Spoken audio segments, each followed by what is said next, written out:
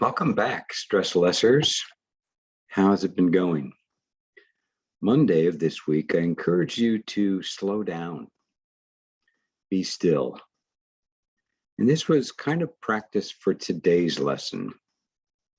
This whole week, we're trying to really make space, get a little bit more in control of time. And then in Friday's lesson, take in the good, focus on the positive.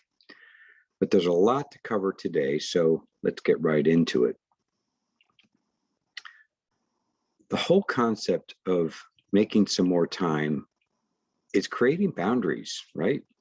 Creating boundaries in your whole day. And I think what's gotten in the way partly is that we get so many, inputs of information and distractions in our phones and our emails, and we're bombarded and we're reacting to all that stuff. So making boundaries, almost like fences, good fences make good neighbors in our day, so that we can create some space to have to ourselves. And that's hard, I know, but I'm going to give you a bunch of ideas to try this out. It will help to, really think about your idea of self-care. And so looking at this, it's easy to forget as we go through the really busy days of our lives, and it gets put on the back burner. But it's really, really so important. If you can find out what's important, specifically what's at stake, what really matters to you, you'll find those places where you can create more space and choose you and self-care over other things.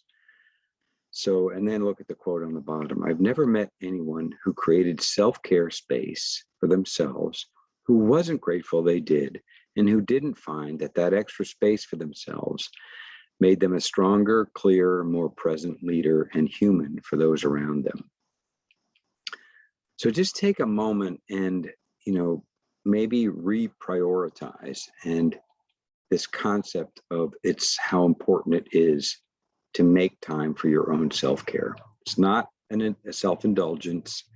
It's not a luxury. It's important. And all you have to do, as I've told you before, is take these little breaks and pauses.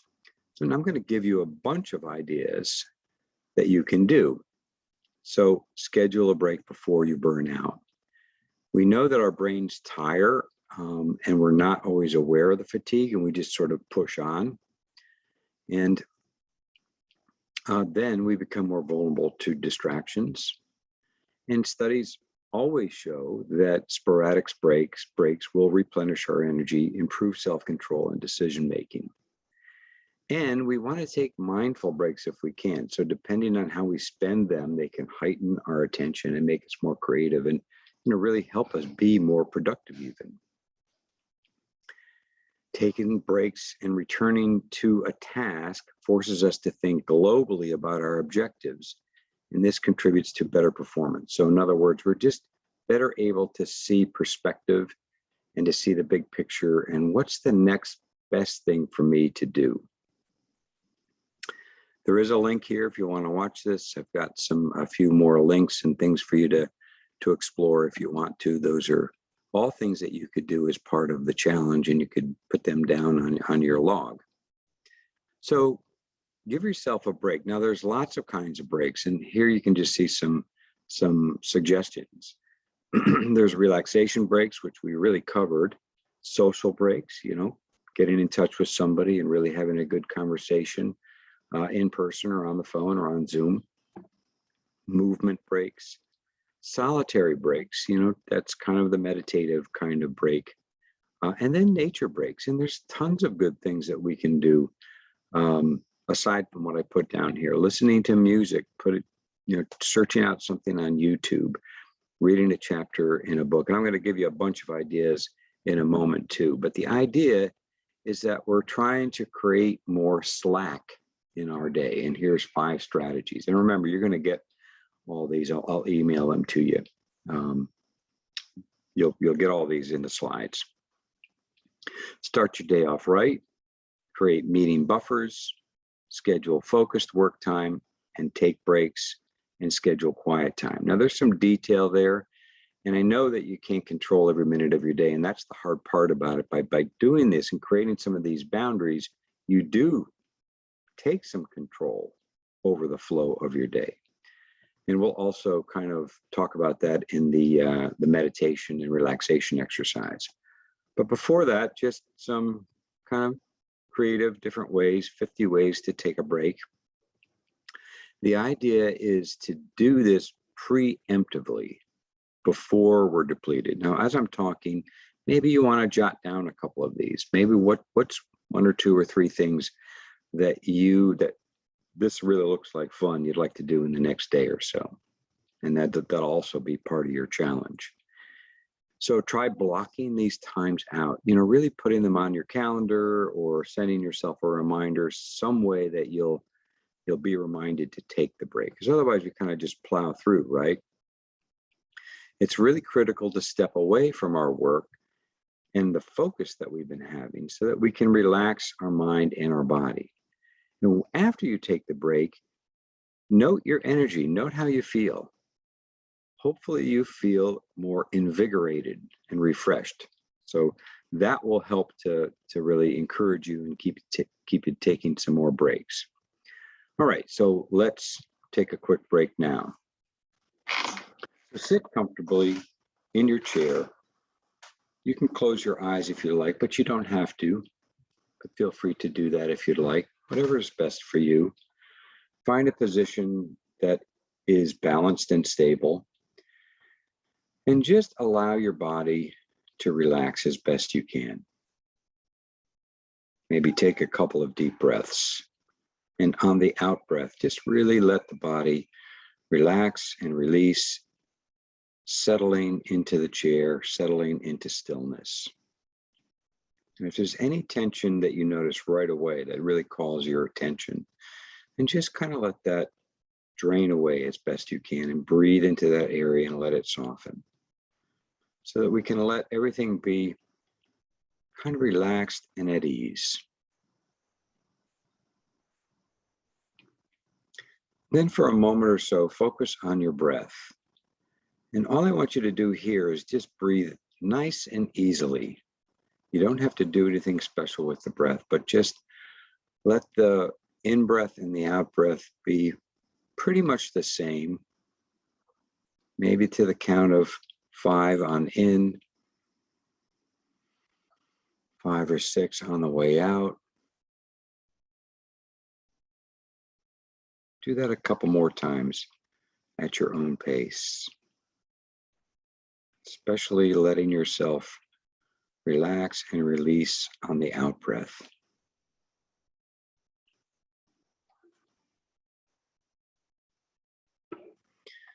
Now, I'd like you to imagine a day, a typical day. But think about what it might be like if you were in control of your time during the day and in control of your attention, like you are right now. What would it be like? Start your day off in your mind's eye. Think about your morning routine, getting up, getting ready for work. All those things that you do in the morning. Instead of being rushed, see if you can slow down and take your time and just imagine what that would be like as you get ready to start your day. Maybe this is the time you might take a mindful break or a little stretching or, get in touch with gratitude or good things that you'd like to happen during the day. And then just sort of let the day unfold. What would the morning be like at work?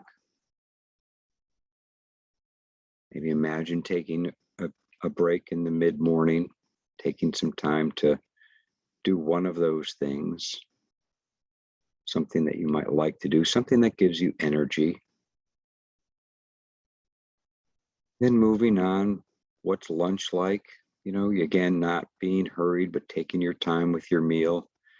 enjoying it, savoring it, tasting it,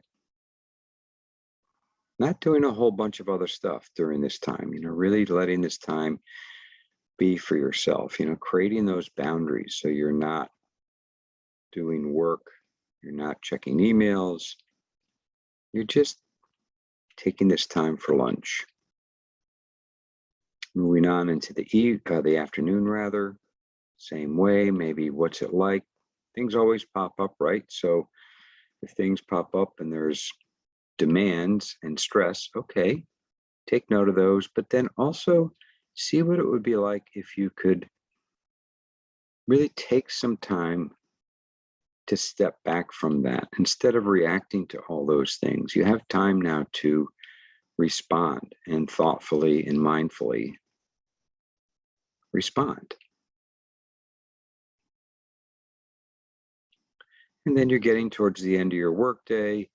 I always think it's good to have a good fixed way to end the day. You might have some sort of ritual that you do to move on to the rest of the day, to let the workday, let go of the workday. So that's another kind of boundary that you can place at the end of the day.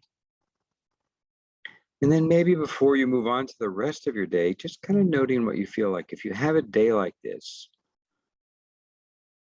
what does it feel like? What's your energy like at the end of your workday? What's your stress level like?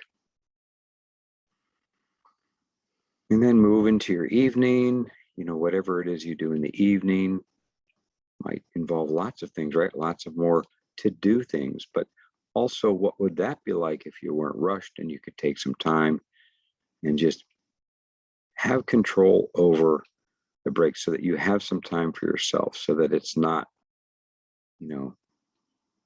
in high gear. Just let things unfold easily and slowly. Remember to breathe, maybe take another break for yourself.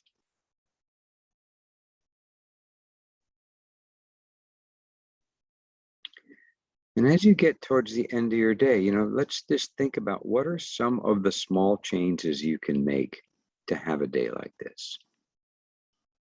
I've given you some ideas already and give you a couple more, but what are some small, simple things that you can do to create these boundaries, to take some time and space for yourself, and then commit to doing that? You might write it down.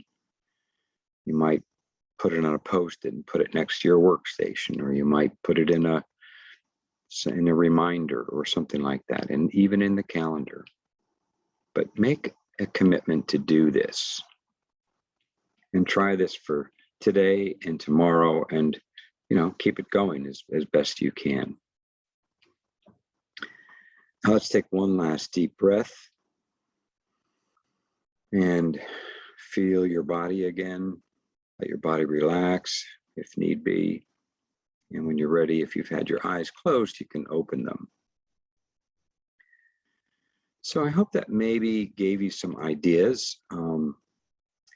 So if I were to give you a break right now of 10 minutes, what would you do? Just look at this list. Try to pick one. There's no right or wrong answer, but just consider this. And as I talk, just kind of look at this list. Ever notice it's harder to sort out your work priorities and organize the time you have to address them when you're in a mental state of feeling busy and rushed? Yet that sense of being in a time crunch can become a badge of honor, a symbol of how hard you're working. Many people, and sometimes organizations, unintentionally normalize the idea of having too much to do, and that this isn't just a source of stress, it's also detrimental to work quality and efficiency.